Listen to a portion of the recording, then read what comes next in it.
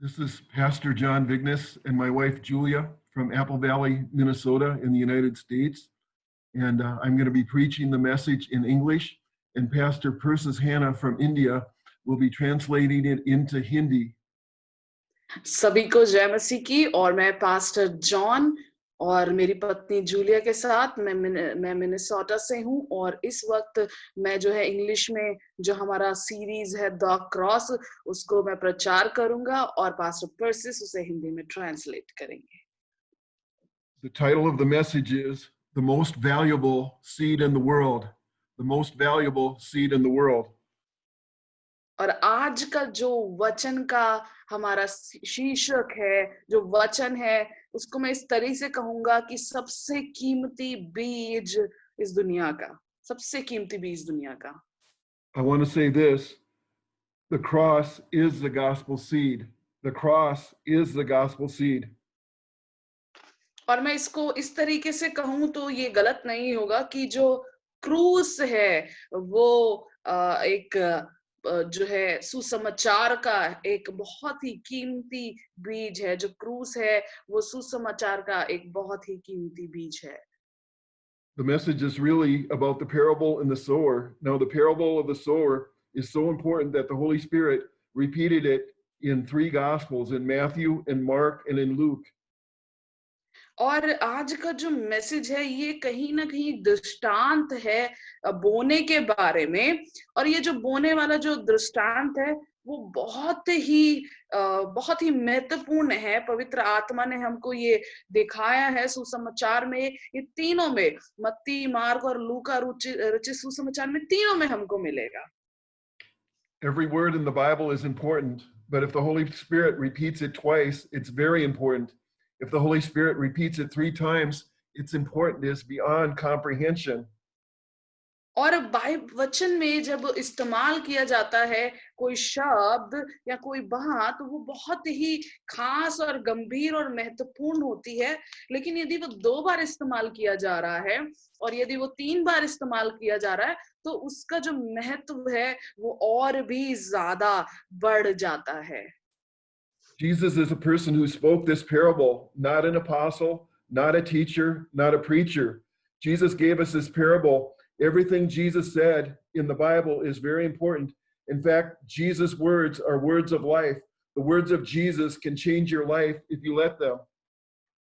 और जो यीशु मसीह है उसने दृष्टांतों को बोला, किसी प्रेरित ने नहीं, किसी सिखाने वाले ने नहीं, किसी प्रचारक ने नहीं, यीशु मसीह ने स्वयं जो है हमें दृष्टांतों को के बारे में सिखाया।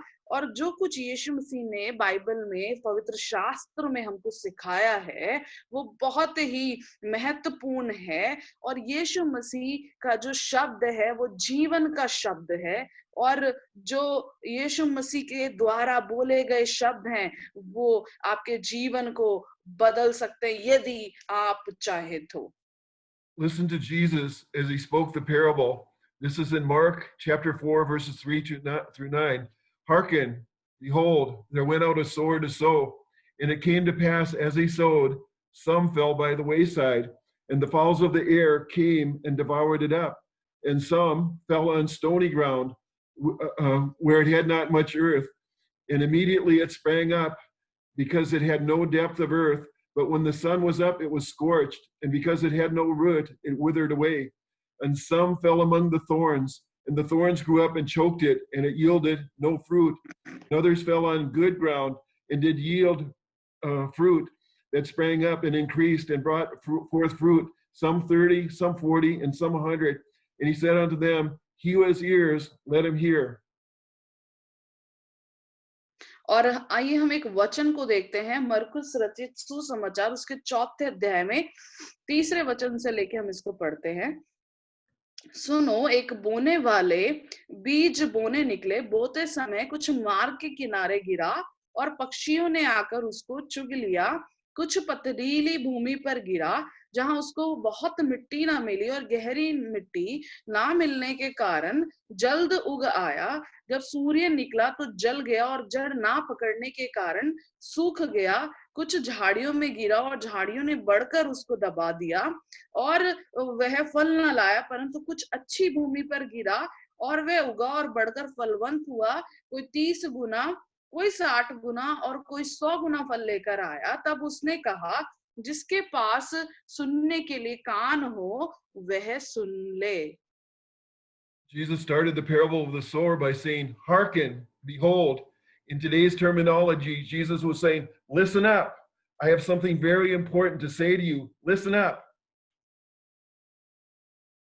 और ये वचन जब शुरू हुआ, तीसरे में इस प्रकार से लिखा है कि सुनो, ध्यान दो। और इसको मैं इस तरीके से कहूंगा, यीशु मसीह ने इस तरीके से मैं आज इस तरीके से कहूंगा कि यीशु मसीह ने कहा कि मेरे पास कुछ महत्वपूर्ण है तुम्हें देने के लिए, ध्यान से और गौर से उस बात को सुनो।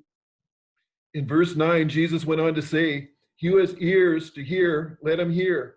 Jesus doesn't want you to just listen with your physical ears. Jesus wants you to listen with your spiritual ears. Jesus wants you to listen with your heart. Will you do that? Will you listen with your spiritual ears? Will you listen with your heart? और 9वें वचन में इस प्रकार से लिखा है, जिसके पास सुनने के लिए कान हो वह सुन ले। क्योंकि यीशु मसीह ये नहीं चाहता कि आप अपने सिर्फ जो है शारीरिक कानों से सुने, परंतु वो चाहता है आप अपने आत्मिक कानों से भी सुने, आप अपने हृदय से भी सुने। क्या आज आप ये करेंगे? क्या आप जो है अपने आत्मिक कानों को, पवित्र आत्मा को कहें कि आज वो आपके आत्मिक कानों को खोले, हृदय को तैयार करे। I'm going to break this parable into 3 parts: the sower, the seed, and the ground or the land. The sower is preaching this message. I am the sower. The seed is the word of God or the gospel. The ground or land is your heart. और इसको मैं 3 भागों में, इस जो हमने अभी पढ़ा, इसको मैं 3 भागों में बांटता हूँ: बोने वाला, बीज और भूमि। बोने वाला तो मैं हुआ, क्योंकि मैं जो है मैसेज को प्रचार कर रहे हैं, आप तक लेकर आ रहे हैं। और बीज है, वो है वचन, परमेश्वर का वचन या सुसमाचार। और भूमि जो है आपके हृदय को मैं इस तरह से कहूंगा। In this case, I am the sower. I'm going to do the best I can to preach and teach or sow the words of Jesus in your heart. My words aren't important. It's the words of Jesus that can change your life. और इस पूरी स्थिति में मैं एक बोने वाला हूँ, क्योंकि मैं अपना जो सबसे उत्तम है वो मैं दे रहा हूँ प्रचार के द्वारा, सिखाने के द्वारा। और मैं यहाँ इसको दूसरे शब्दों में कह सकता हूँ कि जो शब्द यीशु मसीह ने बोला, उसको मैं बो रहा हूँ आपके हृदय में। तो मेरा वचन यहाँ पर महत्वपूर्ण नहीं है, लेकिन जो शब्द यीशु मसीह ने बोला, जो वचन पवित्र शास्त्र है, वो महत्वपूर्ण है, क्योंकि वो आपके जीवन को बदल सकता है। As a sower, I can't tell what type of soil I'm sowing on. Is it hard ground? Is it stony ground? Is it thorny ground? Is it good ground? And then what is the condition of your land? What is the condition of your ground? What is the condition of your heart? और बोने के नजरिए से यहाँ देखा जाए तो किस तरह की भूमि में मैं बीज को बोता हूँ। क्या वो एक सख्त भूमि है, पथरीली भूमि है, कंटीली भूमि है, या एक अच्छी भूमि है? उसी प्रकार से ये जो जमीन का जो है कंडीशन, परिस्थिति क्या है, हालेलुया, क्या परिस्थिति है वो भूमि की, जो आपके हृदय को दर्शाता है। इसका मतलब आपके हृदय की क्या परिस्थिति है। My responsibility is to sow the word. My responsibility is to sow the gospel. What you do with the word sown is your responsibility. Will you accept the seed or will you reject the seed? What you do with the seed will determine your success or failure in this life in God's eyes. At the end of your life, will Jesus say, well done, my good and faithful servant? So what you do with that seed will determine your eternal future, heaven or hell. Will you receive the seed or will you reject the seed? और जो मेरा कार्य है, जो मेरी ज़िम्मेदारी है, वो वचन को बोलने की ज़िम्मेदारी है। मैं जो वचन परमेश्वर ने मुझे दिया है, जो सुसमाचार परमेश्वर ने, खुदा बाप ने मुझे दिया है, उसको बोने का ज़िम्मेदारी मेरा है। लेकिन जो वचन आप तक पहुँचता है, उसका आप क्या करते हैं? आपकी क्या ज़िम्मेदारी है? क्या आप लोग, मैं पूछना माँगता हूँ, क्या आप लोग उस बीज को, परमेश्वर के वचन को, सुसमाचार को अपने जीवन में अंगीकार करते हैं या उसको हालेलुया रिजेक्ट कर देते हैं, अपने पास उसको अंगीकार नहीं करते हैं? आप क्या उस बीज, सुसमाचार के बीज के साथ आप किस तरीके से या किस तरीके से उसको लेते हैं, वो निर्धारित करता है आपके जीवन का, आपके जीवन में जो भी अच्छी बातें या बुरी बातें हैं, वो निर्धारित करता है। और आखिर में यीशु मसीह कहता है, कहेगा कि मेरे प्यारे मेरे मेरे प्यारे बेटा बेटी या मुझे सेवा करने वाले लोग या परमेश्वर में चलने वाले लोग, बहुत ही अच्छा है यदि आप उसको एक्सेप्ट करते, अपने जीवन में अंगीकार करते, अपने जीवन में उसको ले लेते हैं। तो ये आपके ऊपर पूर्ण रूप से निर्भर है कि आप उस बीज, जो सुसमाचार का बीज है, जो परमेश्वर के वचन है, उसके साथ आप क्या करते हैं, और वही आपके जो भविष्य को निर्धारित करता है कि आप स्वर्ग में जाते हैं कि नहीं। The seed, the sower sows the seed. What is the seed? First of all, let me tell you what the seed is not.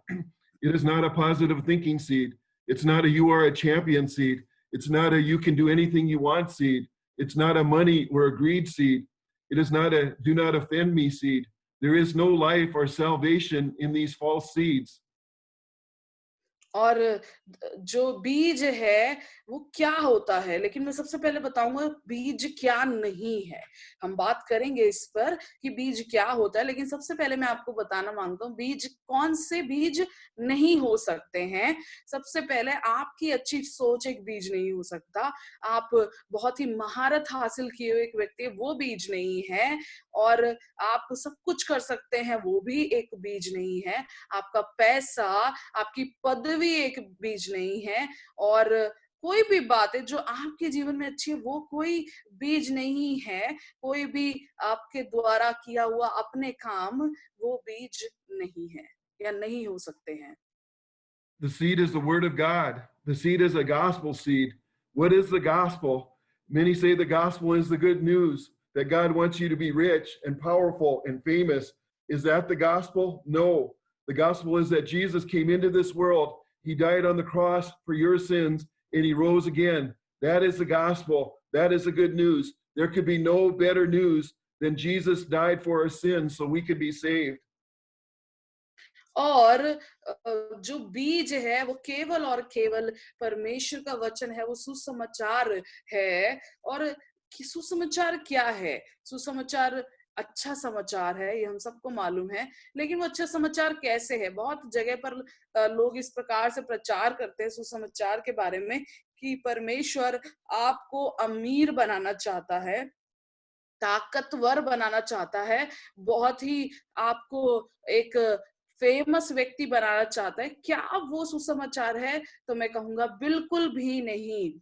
जो सुसमाचार है उसका मतलब है कि यीशु मसीह इस दुनिया में आया, हमारे पापों के लिए मारा गया, गाड़ा गया और तीसरे दिन जी उठा।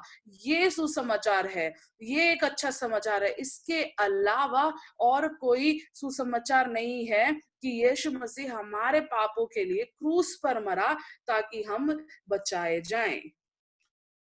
Jesus said this in John 12 and verse 24. Verily, verily, I say unto you, except a corn of wheat fall into the ground and die, it bideth alone. But if it die, it brings forth much fruit. This is Jesus. Jesus is the seed that died for our sins. Jesus was the seed that was buried in the ground for our sins. Jesus is the seed that rose again and bore much fruit. और यूहन्ना रचित सुसमाचार उसका 12वां अध्याय का 24वां वचन में इस प्रकार से लिखा है, मैं तुमसे सच सच कहता हूं, जब तक गेहूं का दाना भूमि में पड़कर मर नहीं जाता, वे अकेला रहता है, परंतु जब मर जाता है तो बहुत फल लाता है। ये यीशु मसीह के बारे में है कि यीशु मसीह वो बीज है, वो दाना है जो हमारे पापों के लिए मारा गया। यीशु मसीह वो बीज है जो हमारे पापों के लिए गाड़ा गया, और यीशु मसीह के वही बीज है जो तीसरे दिन जी उठा ताकि बहुत से फल को लाए। This is what Paul said in 1 Corinthians chapter 2 and verse 2. For I determined not to know anything among you save Jesus Christ and him crucified. Why? This is the gospel seed. This is the seed that can bring salvation. This is the seed that can change a life. और यही एक बात पौलुस ने पहला कुरिन्थियों का दूसरा अध्याय का दूसरे वचन में इस प्रकार से लिखा है, क्योंकि मैंने ये ठान लिया था कि तुम्हारे बीच यीशु मसीह वरन क्रूस पर चढ़ाए हुए मसीह को छोड़ किसी बात को ना जानूं। क्यों उसने इस प्रकार से कहा? क्योंकि वो सुसमाचार के बीज के बारे में बात कर रहा था, वो यीशु मसीह के बारे में बात कर रहा था, वो जो उसने क्रूस पे किया उसके बारे में बात कर रहा था। केवल उसी से ही उद्धार हो सकता है, और वही बीज यानी कि यीशु मसीह के द्वारा जीवन बदल सकता है। In 1 Corinthians chapter 1 and verse 23, it says, we preach Christ crucified. Who's we? We is the apostle Paul, the other apostles and church leaders. It says, we preach Christ crucified. We preach Christ crucified. We preach Christ crucified. Why did they preach Christ crucified? Because it is the gospel seed. Why? It is the only seed that can bring salvation. Why? Because it's the only seed that can change a life. और पहला कुरिन्थियों उसका पहला अध्याय का 23वें वचन का पहला भाग में इस प्रकार से लिखा है, परंतु हम तो उस क्रूस पर चढ़ाए हुए मसीह का प्रचार करते हैं। हम यहाँ पर जो है पौलुस अपनी बात कर रहा है, बाकी जो प्रेरित है उनकी बात कर रहा है, कलीसियाओं के जो महत्वपूर्ण लोग हैं उनकी बात कर रहा है। वो कहते हैं हम प्रचार करते हैं उसको जो क्रूस पर मसीह चढ़ाया गया है। क्यों उसने ये बात कहा? क्योंकि वो जानता था कि यही सुसमाचार का एकमात्र कीमती बीज है, यही वो बीज है जिसके द्वारा उद्धार संभव है, यही वो बीज है जिसके द्वारा जीवन बदल सकता है। Now I'd like to share with you the value of the seed. In Minnesota, we raise a lot of corn. Minnesota is number 4 in corn production in the United States. Iowa is number 1. In 2016, Minnesota produced over 21.8 million metric tons of corn. 21.8 और मैं million metric tons of corn. और मैं आपको यहाँ बताना मांगता हूँ बीज कितना कीमती हो सकता है। अभी मैं सुसमाचार के बीज के बारे में बता रहा था, अब मैं एक और तरह का बीज के बारे में बताता हूँ। हमारा जो शहर है मिनेसोटा में, वहां पर मक्के के बीज बहुत होते हैं, बहुत उत्पादन होता है। तो मिनेसोटा चौथे नंबर पे आता है वो मक्की के उत्पादन के लिए यूनाइटेड स्टेट्स ऑफ अमेरिका में, और आयोवा नंबर 1 पर आता है। सो 2016 में मिनेसोटा ने जो उत्पादन किया वो कई बिलियंस जो है मक्की का उत्पादन किया। Where does the seed come from to plant the fields of corn? Did the farmers just save some of last year's corn and plant that? No. Producing seed corn is a big business. Have you ever heard of Monsanto, DuPont, or Syngenta? These huge companies are the top 3 producers of seed corn. They spend millions and millions of rupees each year to produce seed corn. They have hundreds of agronomists and scientists. They don't come cheap, and they run hundreds of tests and trials each year to develop the best seed corn. Research isn't cheap. और मैं आपको पूछना मांगता हूँ कि ये जो बीजों का मकई का उत्पादन होता है, तो ये जो बीज है वो कहाँ से आते हैं? क्या वो किसान उनको बचा कर रखता है, पिछले साल से जो बचे हुए हैं उनका इस्तेमाल करता है? तो मैं बताऊंगा ऐसा नहीं है। बीजों का उत्पादन भी अपने आप में एक बहुत बड़ा बिजनेस है। मक्की का उत्पादन तो हुआ बीजों से, लेकिन बीजों का उत्पादन भी एक बहुत ही बड़ा जो है व्यवसाय है। आपको मैं बताना मांगता हूँ, क्या आपने कभी मोन्सांटो, ड्यूपोंट और साइजेंटा नाम के नाम सुने हैं? ये वो कंपनियां हैं, ये वो संस्थाएं हैं, ये वो ऑर्गेनाइजेशन है जो ये 3 कंपनी सबसे बड़ी कंपनियां हैं मक्की के उत्पादन के लिए। वो लाखों करोड़ों रुपया खर्च करते हैं हर साल केवल उन बीजों को बनाने के लिए। उनके पास साइंटिस्ट होते हैं अपने, और वो कोई बहुत ही कम रुपयों में नहीं, बहुत ही महंगा ये एक तरीका है वो बीजों को बनाने के लिए, उत्पादन करने के लिए, फिर उस बीजों से मकई उत्पादन होता है। तो बीजों को अच्छा क्वालिटी के लिए और रिसर्च के लिए सब बहुत पैसे को खर्च किया जाता है। They do all this to produce the best seed corn possible. With the millions of rubies these companies invest, a bag of seed corn is very valuable. The most expensive seed corn I could find was 16,400 Indian rupees. Each bag contains about 80,000 kernels of corn. One bag of seed corn will plant about 1.2 hectares. Each bag of seed corn multiplies 620 times. Can you see how valuable a bag of seed corn is? और मैं आपको अब बीजों के जो बीज है वो कितना कीमती है उसको मैं ऐसे समझाना चाहता हूँ। कुछ अंक गणित के द्वारा हम इसको समझते हैं कि जो ये तीनों बड़ी कंपनियां हैं जो ये बीजों का उत्पादन करती है, बीजों का, मकई का नहीं, बीजों का, वो क्यों इतना बहुत ही महत्वपूर्ण है, कीमती है, क्योंकि जो ये बीज का जो एक बैग है, 80,000 कर्नल्स का जो बैग है, वो एक बैग अगर मैं उसको भारतीय रुपए में देखूं तो 16,400 का जो है एक बैग आता है, और उससे 3 एकड़ में हम खेती कर सकते हैं, और जितना वो बीज होता है उसको 620 गुना फसल को हम प्राप्त कर सकते हैं। तो यहाँ आपने देखा कि ये एक बीज जो मनुष्य उत्पादन कर रहा है वो कितना कीमती है। The gospel seed is the most expensive or valuable seed in the world. In fact, we cannot even comprehend the value of the gospel seed or the price that was paid for it. The gospel seed is priceless. All the silver and gold in the world could not buy the gospel seed. Why is the gospel seed priceless? Why is the gospel seed so valuable? और इतना महत्वपूर्ण ये जो बीज हैं, वो मकई के जो बीज हैं, इनके बारे में हमने देखा, लेकिन इन सबसे भी बढ़कर एक और बीज है जो है सुसमाचार का एक बीज। उसका जो कीमत है हम किसी भी और बीज से आंक नहीं सकते, क्योंकि वो बेशकीमती है, उसकी कीमत नहीं लगाई जा सकती, वो सोने और चांदी से भी बढ़कर है वो बीज। क्यों ये बीज इतना बेशकीमती है, क्यों इतना महत्वपूर्ण है? The gospel seed is a planned seed. It was planned by the Father, the Son, and the Holy Spirit.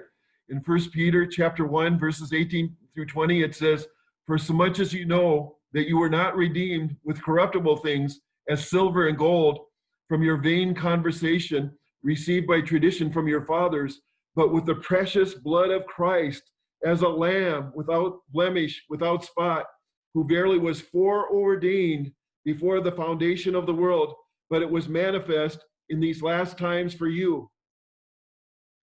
और जो ये सुसमाचार का बीज है, ये एक योजना के साथ हुआ एक बीज है, और ये जो योजना बनाया गया वो पिता, पुत्र और पवित्र आत्मा के द्वारा बनाया गया। आइए, मैं चाहते हैं आप अपने पवित्र शास्त्र को खोलें और उसका पहला पत्रस का पहला अध्याय के 18, 19 और 20वें वचन को हम देखते हैं, जहां इस प्रकार से लिखा है, क्योंकि तुम जानते हो कि तुम्हारा निकम्मा चाल चलन जो बाप दादों से चला आता है, उससे तुम्हारा छुटकारा सोने चांदी अर्थात नाशवान वस्तुओं के द्वारा नहीं हुआ, पर निर्दोष और निष्कलंक मेमने अर्थात मसीह के बहुमूल्य लहू के द्वारा हुआ।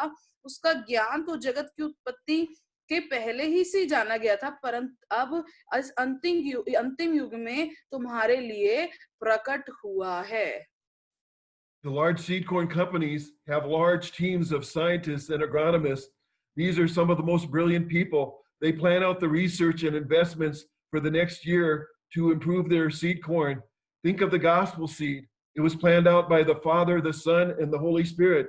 It is said that we as humans use about 7% of our brain. The Trinity has no such limitations. The intelligence of the Trinity is unlimited. The Father, the Son, and the Holy Spirit worked out the plan for the gospel seed before man was even created. और जो ये जो मक्के के उत्पादन के बीज का मैंने जो उदाहरण दिया, ये मनुष्य की योजना से है। उनके पास एक बड़ा टीम होता है साइंटिस्ट का और उन लोगों का जो इस पर रिसर्च करते हैं, बहुत ही पढ़े लिखे और अनुभव वाले लोग होते हैं और वो जो है रिसर्च करते हैं और बहुत ही ज्यादा काम करते हैं ताकि हर साल उसमें एक बेहतरी को देखे, बढ़ोतरी को देखें। ये तो मनुष्य जो एक साधारण मकई की मैं बात कर रहे हैं, लेकिन अगर सुसमाचार की बात की जाए तो वो बीज है जो खुदा बाप ने, परमेश्वर, पुत्र और पवित्र आत्मा ने मिलकर इसको प्लान किया है, तैयार किया है, योजना बनाया है। और रिसर्च इस बात को बताती है कि जो मनुष्य है वो अपने बुद्धि का, अपने दिमाग का 7% ही इस्तेमाल कर सकता है, लेकिन त्रिएक यानी कि ट्रिनिटी, त्रिएक की ऐसी कोई, हालेलुया, कोई लिमिटेशन नहीं है। उनको वो जितना मर्जी इस्तेमाल हो सकते हैं, वो जितना मर्जी, उनके लिए कोई सीमा नहीं है। और जो When God पिता, created man, पुत्र, पवित्र आत्मा है, उन्होंने मिलकर इस सुसमाचार के बीज को, हालेलुया, योजना के द्वारा किया ताकि मनुष्य उद्धार पाए। और ये मनुष्य के पैदा होने से पहले, संरचना से पहले, जब मनुष्य को बनाने से पहले भी, हालेलुया, पिता, पुत्र और पवित्र आत्मा ने मिलकर इसको योजना किया। when God created man, he gave man a choice. Man could accept God or man could reject God. If God did not give man a choice, man would say that God is unfair. So God gave man a choice. और जो परमेश्वर है उसने मनुष्य को चुनाव करने के लिए दिया, ताकि जो है मनुष्य परमेश्वर को या तो चुन ले या उसको ना चुने। तो ये चुनाव परमेश्वर ने दिया ताकि कल को मनुष्य ये ना कहे कि खुदा ने मुझे चुनने का मौका नहीं दिया और उसने अच्छा नहीं किया। तो परमेश्वर ने हमें जो है चुनने के लिए रास्तों को दिया ताकि हम अपनी मर्जी से चुने। God knew that man would fail. God knew that man would sin. So God worked out a plan to pay for man's sin before he created man. The Bible says that the और wages of sin is death. If you pay this debt, you'll die and go to hell. The good thing is that God paid this debt. और परमेश्वर जानता था कि जब मैंने इस मनुष्य को चुनने का अवसर दिया है, तो वो कहीं ना कहीं गिर जाएगा, फेल हो जाएगा। परमेश्वर जानता था मनुष्य पाप को करेगा, तो उसने पवित्र आत्मा, पिता, पुत्र और पवित्र आत्मा ने की योजना को बनाया। और वो बनाया कब? मनुष्य के पाप में गिरने से पहले, पैदा होने से पहले। और पवित्र शास्त्र इससे बताता है कि पाप की मजदूरी मृत्यु है। अगर आप पाप को आप यदि पाप के साथ जीते तो आपको एक दिन मरना पड़ेगा, नरक में जाना पड़ेगा। लेकिन अच्छी बात यह है कि परमेश्वर ने उसका पूरी तरह से पे कर दिया है, हमें उसको देने की जरूरत नहीं है। परमेश्वर जो है हमारे लिए उसको दे दिया है। God is God, could not die for us. God is eternal. He can't die. So God sent Jesus to earth in a physical body. Jesus' physical body could die on the cross for our sins. Jesus willingly went to the cross for us. To accept God's payment for our sins, we must accept what Jesus did at the cross. So the gospel seed is a planned seed. और परमेश्वर अपने आप में एक महान यहोवा परमेश्वर है। वो मर नहीं सकता क्योंकि वो महान परमेश्वर है, वो मर नहीं सकता। तो परमेश्वर ने यीशु मसीह को, हालेलुया, शारीरिक रूप में इस धरती पर भेजा ताकि वो हमारे पापों के लिए क्रूस पर अपने प्राणों को अपनी स्वेच्छा से बलिदान करे। हालेलुया। तो परमेश्वर ने वो काम हमारे लिए किया। तो हमें जो यीशु मसीह और जो उसने क्रूस पर किया उसको अंगीकार करना है, उसको अपने जीवन में लाना है ताकि हम बचाए जाए। तो आप यहाँ पर देख सकते हैं कि सुसमाचार का जो बीज है वो योजित एक बीज है। योजना के द्वारा परमेश्वर पिता, पुत्र और पवित्र आत्मा की योजना के द्वारा इस जगत में आया। The gospel seed is a personalized seed. The gospel seed was prepared specifically for you. Jesus was beaten beyond recognition for you. The nails were driven into Jesus' hands for you. The crown of thorns was pressed into his head for you. The spear was cast into his side for you.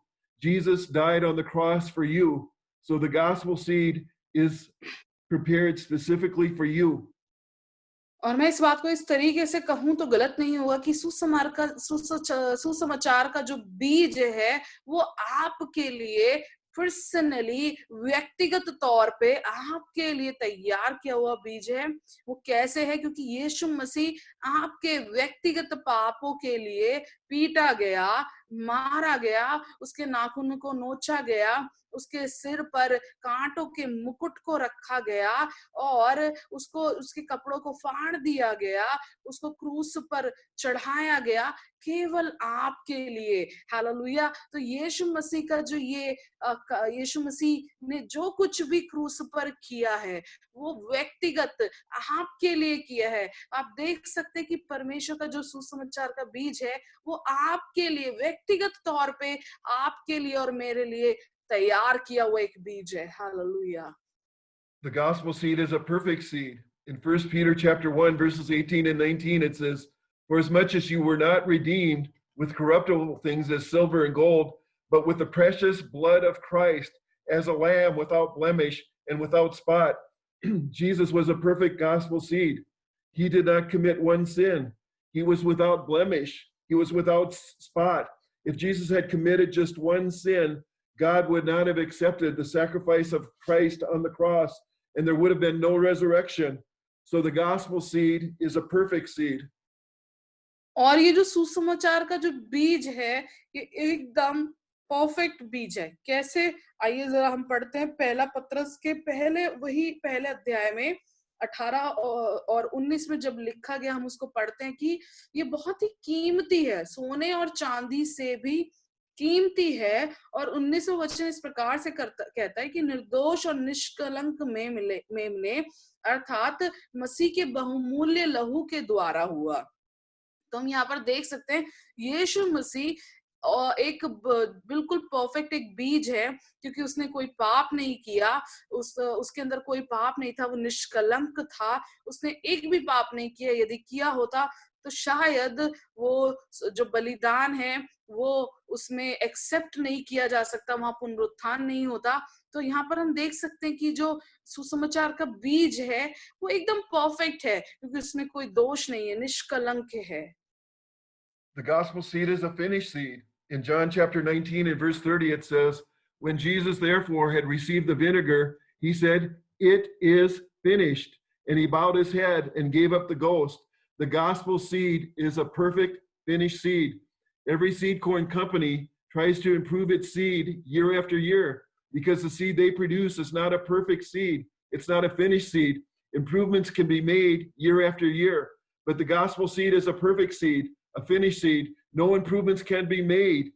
If you reject the gospel seed, if you do not put your faith in Jesus and what he did at the cross, nothing more can be done for you, and eventually you'll die and go to hell.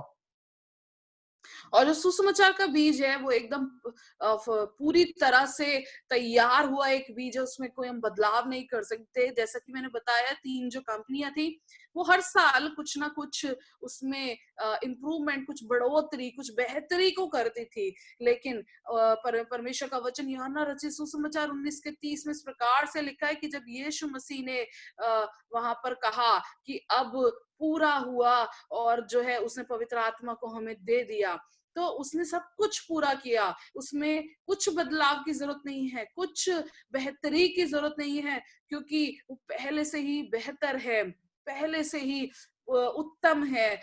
ये जो company है जो मकई के बीजों का उत्पादन करती है, हर साल उन्हें इसमें कुछ बेहतरी करना रहता है, हर साल इसमें कुछ ना कुछ अच्छा करना होता है। लेकिन जो सुसमाचार का बीज है यानी कि यीशु मसीह ने जो क्रूस पे किया वो पूरी तरह से बेहतर है, उसमें हमें कुछ भी करने का जरूरत नहीं है। The gospel seed is the most powerful seed in the world.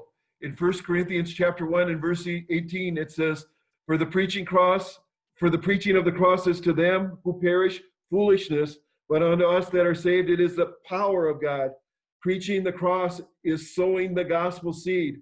If you put your faith in the gospel seed, which is the cross, which is Jesus and what he did at the cross, you can be saved, you can be healed, you can be delivered, your life can be changed forever. The gospel seed is the most powerful seed in the world. The power of God can change your life. How's your life going? I challenge you to try Jesus. और जो सुसमाचार का बीज है, सबसे ताकतवर, इस दुनिया का सबसे ताकतवर एक बीज है। आइए एक वचन को देखते हैं, पहला कुरिन्थियों उसका 18वां वचन, पहला अध्याय का 18वां वचन इस प्रकार से कहते हैं, क्योंकि क्रूस की कथा नाश होने वालों के लिए मूर्खता है, परंतु हम उद्धार पाने के वाले के लिए परमेश्वर की सामर्थ है। हालेलुया। सो जब हम क्रूस को प्रचार करते हैं, एक तरह का सुसमाचार का सीड है, बीज है। जब हम उस बीज पर विश्वास करते हैं, उस क्रूस पर विश्वास करते हैं कि यीशु कौन है जो है, यीशु ने हमारे लिए क्रूस पर क्या किया, जब आप इस पर विश्वास करते हैं तो आप बचाए जाते हैं। आपके जीवन में चंगाई घोषित होती है, आपके जीवन में छुटकारा आता है, आपका जीवन बदल सकता है और इवन बदल जाता है। तो ये एक बीज है, दुनिया का सबसे ताकतवर बीज, जो आपके जीवन को बदलने की ताकत रखता है। अभी मैं आपसे पूछना मांगता हूँ कि आपका जीवन कैसा चल रहा है। अगर अच्छा नहीं है तो मैं आपको बताना मांगता हूँ कि वो जो सुसमाचार के बीज है, यीशु मसीह है, उसको आप अपने जीवन में लेकर आए, उसकी ओर देखें। The gospel seed is an unlimited seed. There's a personal prepared seed for every person who has ever been born or will be born into the world. There is no lack, there is no shortage. There is a gospel seed for everyone. और जो ये सुसमाचार का बीज है, ये बीज जो है, इसमें कोई सीमित नहीं है, ये असीमित है। ये परमेश्वर ने व्यक्तिगत तौर से हर एक व्यक्ति के लिए बनाया जो इस जगत में आया, उसके लिए इसके अंदर कोई कमी नहीं है, कोई घटी नहीं है। और ये जो सुसमाचार का बीज है, सबके लिए है, असीमित तौर पे। The gospel seed is the most valuable seed in the world. All the gold and silver in the world cannot buy the gospel seed. All the money and wealth in the world cannot buy the gospel seed. The gospel seed was bought for you when Jesus died on the cross. We can't comprehend the price that Jesus paid on the cross for the gospel seed. और जो ये बीज है, इसका जो कीमत है, वो बेशकीमती है। उसकी कीमत हम सोने चांदी से नहीं आंक सकते, अपनी संपत्ति से, अपने पैसों से नहीं आंक सकते। कोई भी चीज वो खरीद नहीं सकती।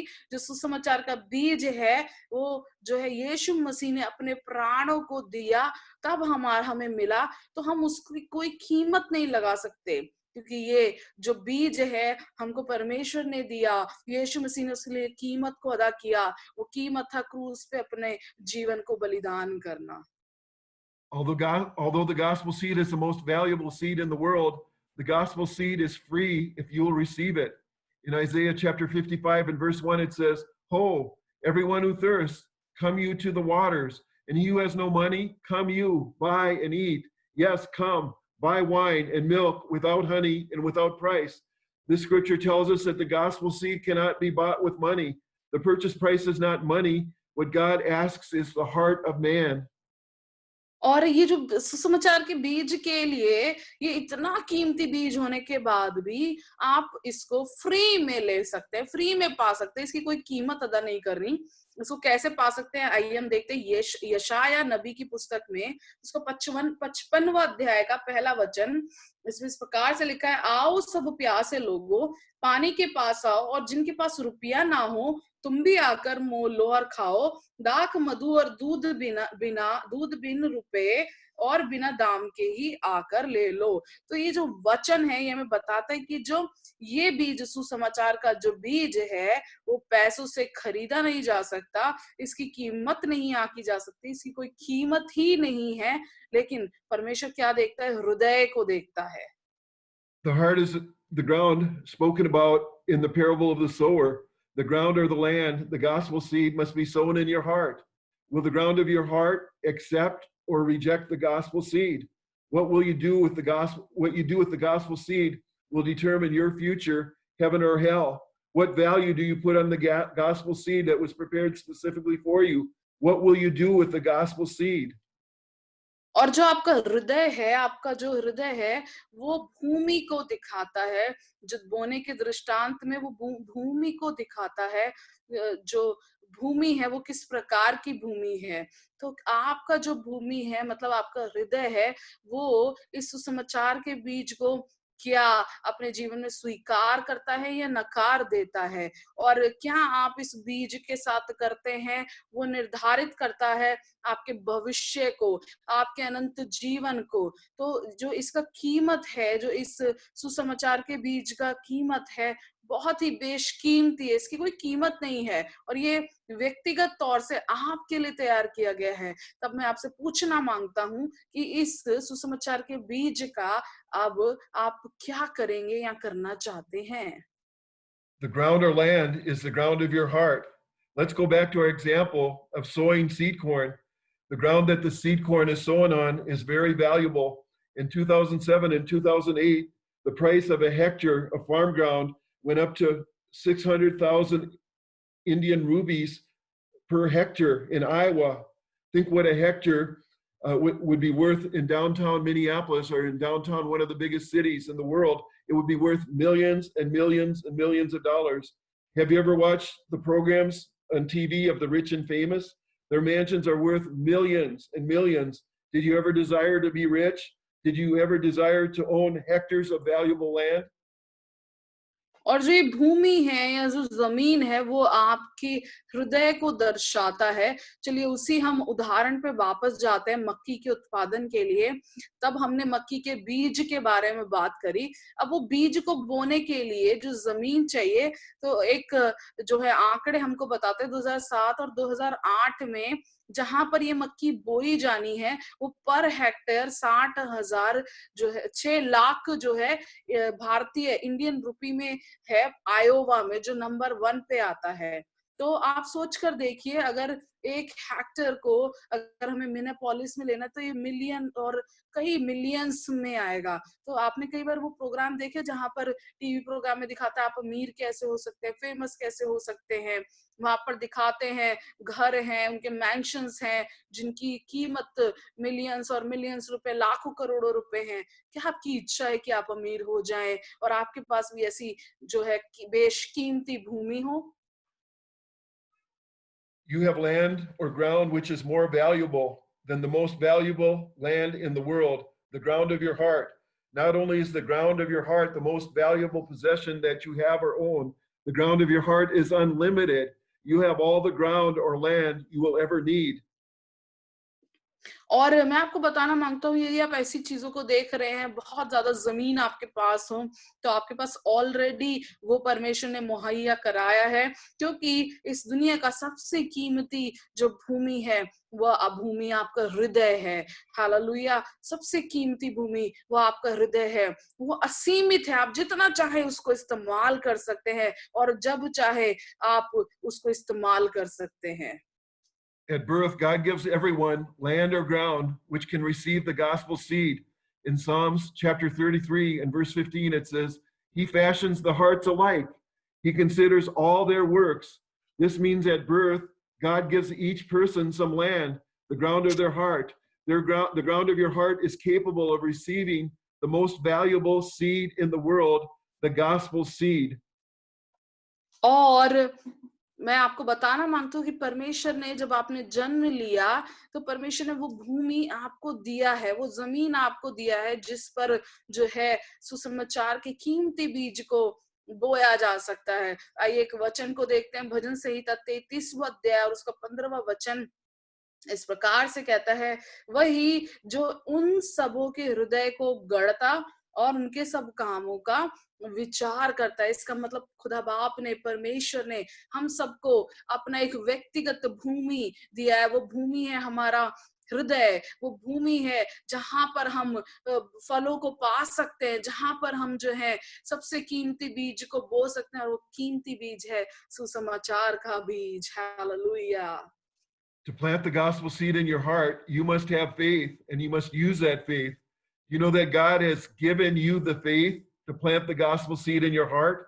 In Romans chapter 12 and verse 3, it says, For I say, through the grace given unto me, to every man who is among you, not to think of himself more highly than he ought to think, but to think soberly, according as God has dealt. Now listen to this, to every man the measure of faith. to every man the measure of faith. God has dealt to every man the measure of faith. God has given you the faith to plant the gospel seed in the ground of your heart. और इस बीज को बोने के लिए, आपके हृदय रूपी भूमि पर बोने के लिए आपको चाहिए विश्वास। हालेलुया। परमेश्वर ने वो विश्वास हमको दिया है जिसके द्वारा वो सुसमाचार का बीज हमारे हृदय रूपी भूमि पर बढ़ता है और फलों को लाता है। आइए एक वचन को देखते हैं, रोमियो की पत्री उसका 12वां अध्याय का 3रा वचन इस प्रकार से कहता है, क्योंकि मैं उस अनुग्रह के कारण जो मुझको मिला है तुम में से हर एक से कह सकता हूँ, जैसा समझना चाहिए उससे बढ़कर कोई भी अपने आप को ना समझे, परंतु जैसा परमेश्वर ने हर एक को विश्वास परिमाण के अनुसार बांट दिया है वैसे ही सुबुद्धि के साथ अपने को समझे। तो परमेश्वर ने हर एक को विश्वास का एक माप के साथ दिया है। परमेश्वर ने हम सबको विश्वास करने का अनुग्रह को दिया है, जिससे कि वो सुसमाचार का जो बीज है वो हमारे हृदय रूपी भूमि पर फलवंत हो, फल लाए, बढ़े और बहुत से फलों को लेकर आए। Hallelujah. In Romans 10:17 it says, so faith comes by hearing, and hearing by the word of God. If you're listening to the word with your spiritual ears, if you're listening to the word with your heart, faith is arising in your soul right now. You can plant the gospel seed right now, right here. और मैं आपको बताना मांगता हूँ इसी समय पर और इसी जगह पर कि विश्वास जो है आपके सुनने, रोमियो की पत्री 10:17 में लिखा है, विश्वास सुनने और सुनना मसीह के वचन से आता है। अगर आप अपने आत्मिक कानों को अगर खुले हुए हैं आपके आत्मिक कान और आप सुन पा रहे हैं, तो मैं आपको बताता हूँ कि आपका विश्वास बढ़ रहा है। आप अपने अंदर वो सुसमाचार के बीज को बो रहे हैं इसी वक्त, इसी समय और यहीं पर। You have the most valuable seed in the world, the gospel seed. What are you going to do with that seed? You have the most valuable land in the world, the ground of your heart. What are you going to do with the ground of your heart? और मैं आपको पूछना मांगता हूं कि आपके पास जो इतना महत्वपूर्ण और बेशकीमती बीज है उसका आप क्या करने वाले हैं, जो इस दुनिया के सारी भूमियों से बेशकीमती है। Let's say that you had a hectare of that very valuable land. What would happen if you didn't sow that land? There would be no crop. What if you planted the seed, but you didn't water and fertilize the land? What if you didn't take care of the crop? You'd probably have a very small crop in a field of weeds. Don't waste the precious gospel seed God has given you. Don't waste the valuable land that God has given you. Plant the seed. Plant the seed. और चलिए मैं इस बात को इस तरीके से कहता हूँ, यदि आपके पास 20,000 जो डॉलर है उतना बड़ा एक उसने का एक बहुत ही बड़ा भूमि है, लेकिन यदि आप उसमें बोते नहीं हैं, यदि आप उसमें बीज को नहीं बोते, कोई फसल नहीं है, तो उस भूमि का कोई लाभ नहीं है। हालेलुया, उसका कोई लाभ नहीं है। और अगर आप उसमें बीज को बो देते हैं और उसमें पानी नहीं डालते, बाकी फर्टिलाइजर को नहीं डालते, अपने फसल को ध्यान नहीं रखते, चाहे कुछ भी हो वो फसल फल नहीं लाएगा। तो अपने जो सुसमाचार के कीमती बीज को बिल्कुल भी नष्ट ना करें, जो परमेश्वर ने आपको दिया, जो भूमि दिया, उस पे जो है बीज को बोएं। Jesus spoke about 4 kinds of ground. First, hard ground. Matthew 13 and verse 4, it says, and when he sowed, some fell by the wayside, and the fowls came and devoured them up. The wayside refers to a road that runs the distance of a field. It's so hard, it cannot receive the seed, and the birds come and devour the seed. Did you get hurt by someone and you hardened your heart? Don't do that. You could lose your soul. Turn to Jesus, and he can heal your hurt. Some people harden their hearts because they want to sin. They know that what they're doing is wrong, but they continue sinning. They continue to harden their heart. Don't do that. You could lose your soul. Whatever has happened to you, do not harden your heart. You could lose your soul. Turn to Jesus and let him help you through the difficulties of life. और मत्ती रचित सुसमाचार उसका 13 अध्याय का 4था वचन इस प्रकार से कहता है, बोते समय कुछ बीज मार्ग के किनारे गिरे और पक्षियों ने आकर उनको चुन लिया। तो ये इस प्रकार से कहता है, मार्ग के किनारे गिरे और पक्षी आकर उसे चुन गए, क्योंकि वो बिल्कुल पत्थरी एक जो है बहुत ही सख्त एक भूमि थी, वहां पर गिरे लेकिन जमे नहीं। कई बार हम दूसरों के बातों से, कई बार लोग हमें ठेस पहुंचा देते हैं कि कई बार हम अपने मन को बहुत कठोर कर लेते हैं, सख्त कर लेते हैं। ऐसा ना करे, परमेश्वर के पास आए, यीशु मसीह को आज बोले मेरे हृदय को चंगा कर। हालेलुया। और कुछ लोग अपने हृदय को इसलिए कठोर कर देते हैं क्योंकि उनको पाप करना है, वो जानते कि वो गलत कर रहे हैं लेकिन वो उनको करना चाहते हैं, तो इसलिए भी कुछ लोग अपने अपने जो दिल को है वो कठोर कर लेते हैं। ये कभी ना करें। हो सकता है आप हमेशा के लिए ऐसे जगह आ जाएं जहां आप ना जाने चाहते हो, और जो कुछ भी आपके साथ हुआ अपने हृदय को कठोर ना करें, यीशु मसीह के पास जाएं, उसको बोले, वो आपको मदद करेगा। Then Jesus spoke about stony ground in Matthew chapter 13, verses 5 and 6. Some fell upon stony places, for they had not much earth, and forthwith they sprang up, because they had no depthness of earth. And when the sun was up, they were scorched, and because they had no root, withered away. This refers to an area of soil that is very shallow, with stones lying below the surface. These are those that immediately receive the word. The seed germinates and the roots go down until they hit stone, and then the plants wither away. The stone refers to persecution. Persecution comes towards believers from those from people that are not saved. They hate or ridicule us because of the Jesus in us. Many people give up their faith when the persecution comes. Don't do this. You can lose your soul. When persecution comes, turn to Jesus. Turn to Jesus. आइए वचन देखते हैं, मत्ती रचित सुसमाचार 13वां अध्याय उसका 5वां और 6वां वचन। कुछ बीज पथरीली भूमि पर गिरे, जहां उन्हें बहुत मिट्टी ना मिली और गहरी मिट्टी ना मिलने के कारण वे जल्द उग तो गए, पर सूरज निकलने पर वे जल गए और जड़ ना पकड़ने से सूख गए।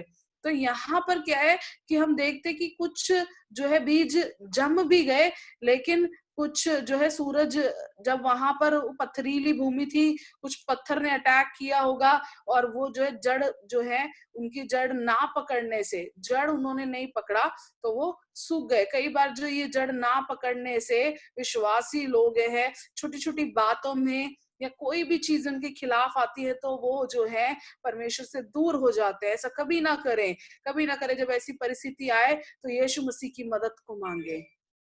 Jesus speaks about thorny ground in Matthew chapter 13 and verse 7. And some fell among the thorns, and the thorns sprung up and choked them. In verse 22, Jesus defines the thorns as the cares of this world and the deceitfulness of riches. Jesus said these thorns choke the word and that person becomes unfruitful. और जो तीसरी भूमि के बारे में है वो है वचन 7 को हम पढ़ते हैं।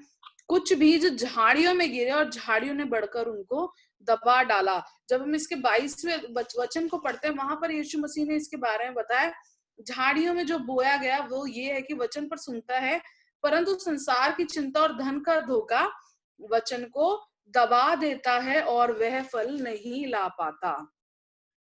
What are the cares of this world? They can be many things.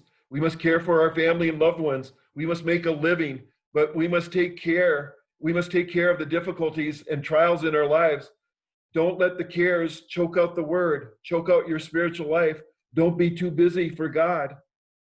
I find that when I read and pray, God helps me get more things done. My day goes better. और ये जो बातें हैं दुनिया की, वो क्या है? वो बहुत सारी बातें हो सकती हैं। वो आपके परिवार के और आपके प्रियजनों के बारे में हो सकती है, आपका रहन सहन के बारे में हो सकता है।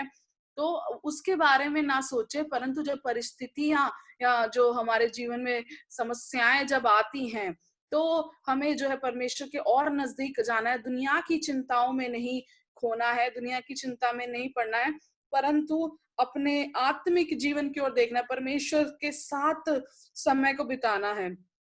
और ये बात मैंने पाया जब मैं अपना समय निकालता हूँ बाइबल पढ़ने के लिए, प्रार्थना करने के लिए, परमेश्वर मेरी मदद करता है और चीजों को करने के लिए, और मेरा दिन बेहतर करता है। What is the deceitfulness of riches? Sometimes riches can make us believe wrong things. Sometimes those that are rich believe they're more intelligent and better than others. Some feel their riches give them a special place and position in this world. Some who are rich think Jesus is just for people that are weak. They are strong. They don't need Jesus. If you're comfortable in this world system, you will be very uncomfortable in God's system, and you will keep letting the cares of this world choke out the gospel seed in you. और क्या वो जो पैसों के बारे में है, अमीर होना या बहुत ज़्यादा जो है इसमें जिस प्रकार से वचन में लिखा है कि धन का धोखा वो क्या हो सकता है?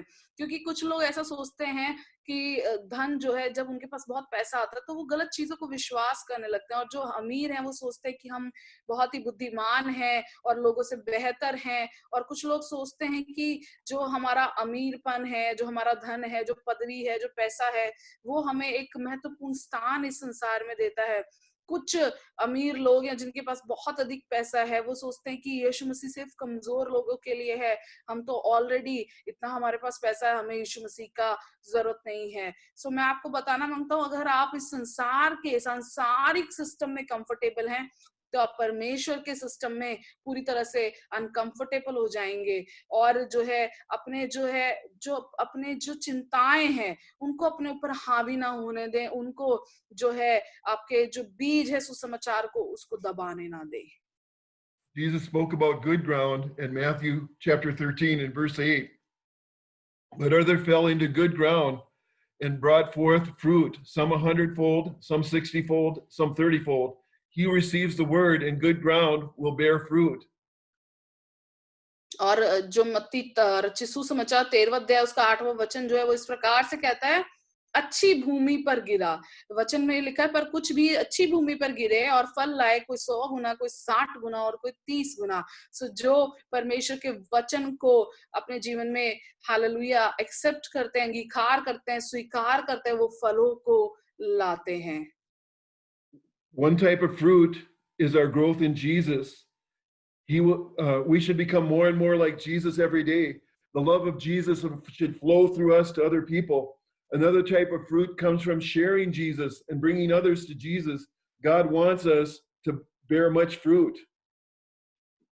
और एक तरह का फल ये हो सकता है कि हम यीशु मसीह में बढ़ रहे हैं, हर दिन हम यीशु मसीह जैसा बनने की कोशिश कर रहे हैं, हर दिन जो है हम परमेश्वर के यीशु मसीह के प्रेम को हमारे अंदर से लोग जो है देख पाते हैं।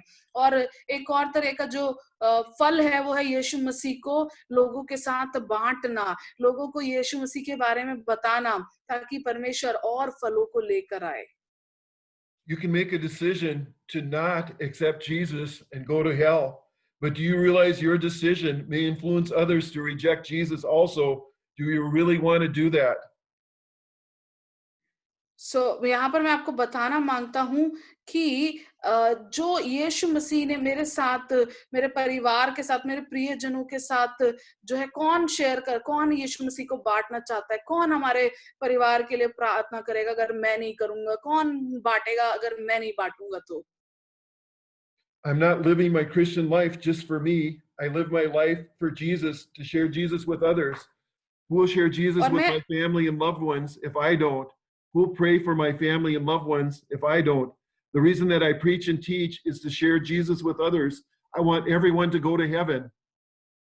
और मैं जो है अपना जो मसीह जीवन है इसलिए नहीं जीता हूँ कि मुझे जो है खाली मुझे यीशु मसीह चाहिए। मैं जो है यीशु मसीह को दूसरे के साथ बांटना चाहता हूँ, और अगर मैं यीशु मसीह को नहीं बांटूंगा और मैं परिवार के साथ, अपने प्रियजनों के साथ उसको शेयर नहीं करूंगा तो कौन करेगा? यदि मैं उनके लिए, अपने प्रियजनों के लिए, अपने परिवार के लिए प्रार्थना नहीं करूंगा तो कौन करेगा? और इसीलिए मैं इस सुसमाचार को प्रचार करता हूँ, बताता हूँ, क्योंकि मैं यीशु मसीह को अधिक से अधिक लोगों के साथ बांटना चाहता हूँ। मैं चाहता हूँ कि हर एक जन स्वर्ग में जाए। What are you going to do with the precious gospel seed that was prepared especially for you? What will you do with the valuable land that has been given you, the ground of your heart? What you do with the gospel seed and the ground of your heart will determine your eternal future and will affect the eternal future of others.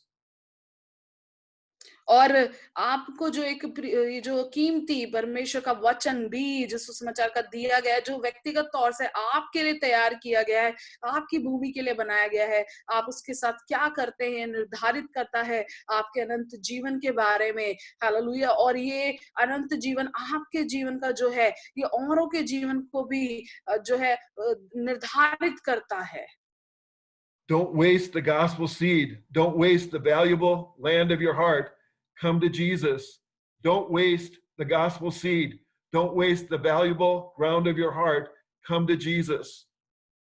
और परमेश्वर के सुसमाचार के जो बीज हैं उसको नष्ट ना करें, अपनी भूमि को ध्यान रखें, अपनी भूमि को नष्ट ना करें, यीशु मसीह के पास आए, यीशु मसीह के पास आए। So now I want to give you the opportunity to plant that gospel seed. You've been given that precious gospel seed that was prepared specifically for you, and it's valuable. And you've been given the ground of your heart to plant the gospel seed in. और मैं चाहता हूं कि ये opportunity एक आपको समय मिले कि जो बीज परमेश्वर ने आपको दिया, जो भूमि आपको दिया है, परमेश्वर आप उस पर एक अच्छा फसल को लेकर आए, वो बीज को अपने हृदय रूपी भूमि पर आप बोएं और अच्छा एक फसल और अच्छा फल लेकर आए। God even gave you the faith to plant the gospel seed. And as we've been preaching, the faith in your heart is increased. You can plant the gospel seed right here, right now, this instant, and your life will change forever. और परमेश्वर ने हम सबको विश्वास दिया है ताकि हम विश्वास के द्वारा उस बीज को बोएं और इसी वक्त, इसी समय, इसी जगह पर आपका जीवन बदल जाए और खुदा बाप आपके जीवन में इसी समय से कार्य करना शुरू करे। If you'd like to plant the gospel seed, please repeat this prayer after me.